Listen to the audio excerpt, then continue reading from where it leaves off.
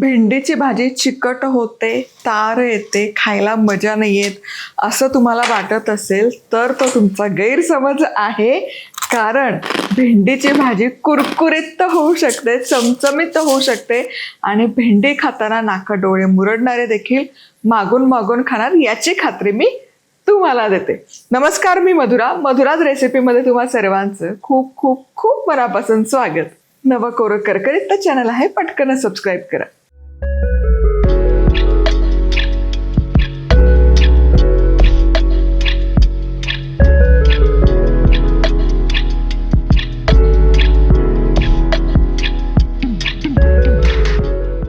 चला, लेकीने सगळी तयारी करून ठेवली आहे. साहित्य काय काय घेतलं ते बघूया.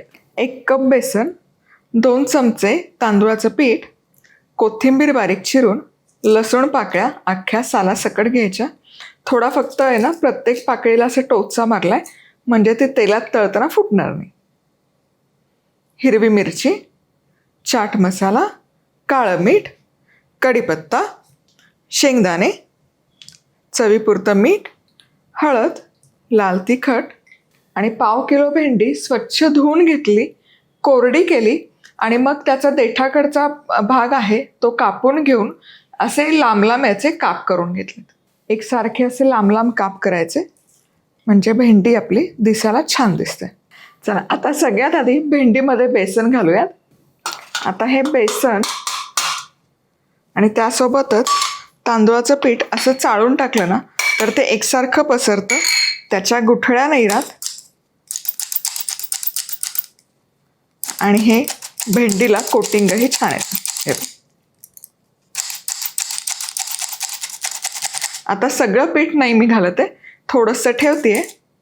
यामध्ये हिरवी मिरची, लाल तिखट, चवीपुरतं मीठ, हळद आणि खूप सारी बारीक चिरलेली कोथिंबीर घालूयात. आता ह्या भेंडीला हे बेसन चांगलं लावून घ्यायचं. हे बघा,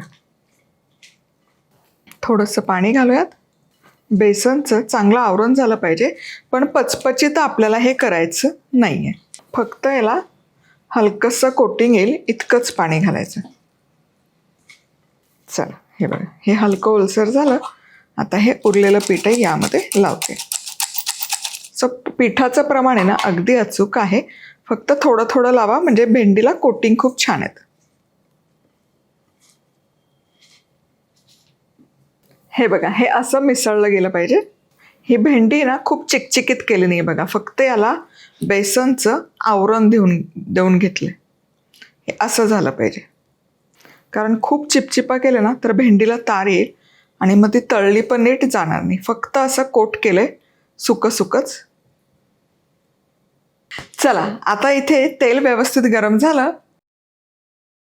ही भेंडी आहे ना अशी मोकळी मोकळी सोडायची, एकत्र नका सोडू कारण मग ती चिकटून बसेल. त्यामुळे सोडतानाच मोकळी मोकळी सोडा. आता काही पदार्थ आहेत जसं शंकरपाळी आहे, चकली आहे, ते मंद आचेवर करावे लागतात. पण हे जे असे पदार्थ असतात ना हे मोठ्या आचेवर करायचे म्हणजे पटकन तळले जातात. त्यातला पाण्याचा अंश पण पटकन निघून जातो आणि छान कुरकुरीत राहतात. तुम्ही जर खूप वेळ तळत राहिलात तर मग मात्र ते ढिले पडतात किंवा लूज पडतात. त्यामुळे मोठ्या आचेवर पटपट तळून घ्यायचं. चला, मोठ्या आचेवर मस्त कुडूम भेंडी तळून घेतली. हे बघा काय सुरेख रंग आलाय आणि एकदम कुरकुरीत होते.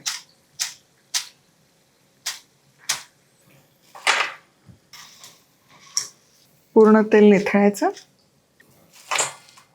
आणि आता याच प्रकारे सगळी भेंडी तळून घ्यायची.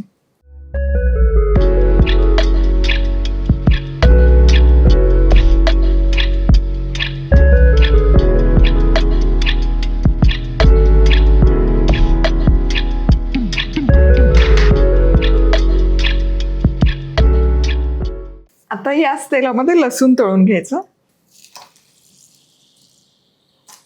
हा तळलेला लसूण भेंडीसोबत खायला आहे ना खूप कमाल लागतो. आणि लसणासोबतच आता यामध्ये शेंगदाणे देखील घालूया आणि शेंगदाणे देखील तळून होते.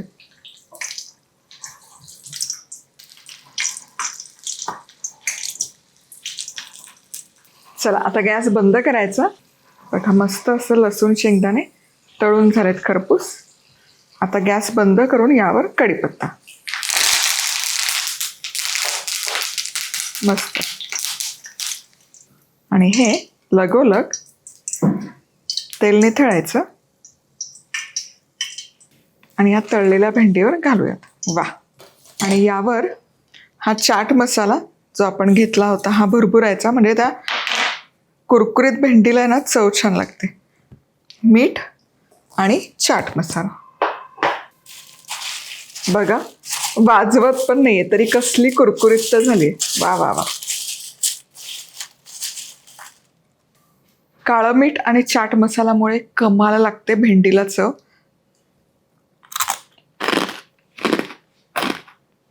हा हा हा.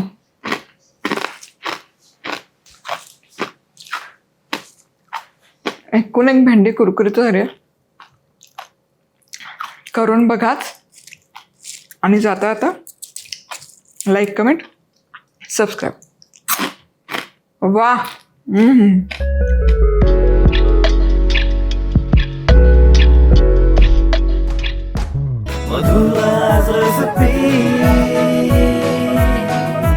मधुराज रेसिपी, महाराष्ट्राची अस्सल चव.